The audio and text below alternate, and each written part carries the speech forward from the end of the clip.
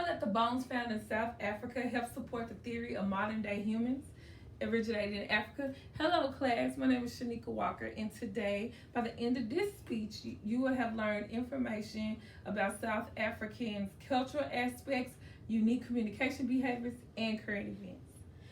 First, I'm going to give you some information about the cultural aspects. Second, I'm going to tell you about the unique communications, and last, the current events. Let me begin by telling you about some of the cultural aspects of South Africa. Ethnic groups before 1991 were broken down into African whites, African coloreds, and African Indians. After 91, they were divided into 5 groups: African blacks, colored, whites, and Asian South Africans.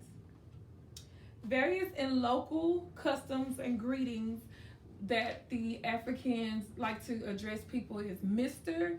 or Mrs. It's a form of respect in their community. Also, their religion is, they practice the Christian Orthodox or Christian religion in their country.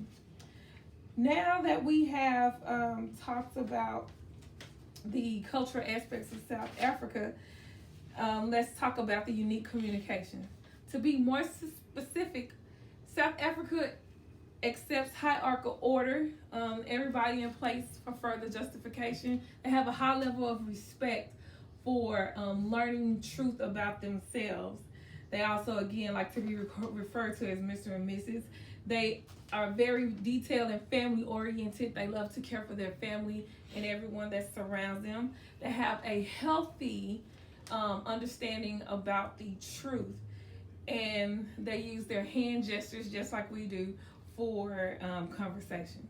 Now that I've told you about South Africans' unique communication, I would like to tell you about the current events. Just recently, in April of 2020, well, actually, no, in May of 2020, President of the United States, Donald Trump, decided that he was going to disconnect any funding to the WHO from the United States. The Prime Minister, or the South African Health Minister, Zweli Mkhize, said that this was unfortunate and that everyone needs to aid together in helping battle this COVID crisis. Now that also, South Africa is the leading in Africa for the COVID cases.